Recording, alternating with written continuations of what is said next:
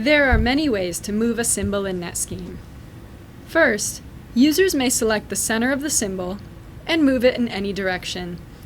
To see where the symbol is moving from its initial position, select the symbol, then select the green grip point, and click where you'd like to drop the symbol. Note the blue grip point is for moving the item ID.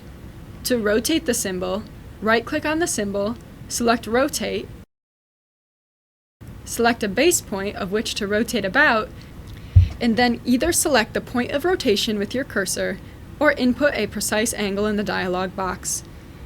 Alternatively, you may also right-click on the symbol and select Flip Horizontal or Vertical to mirror the symbol, or rotate left or right by 90 degrees.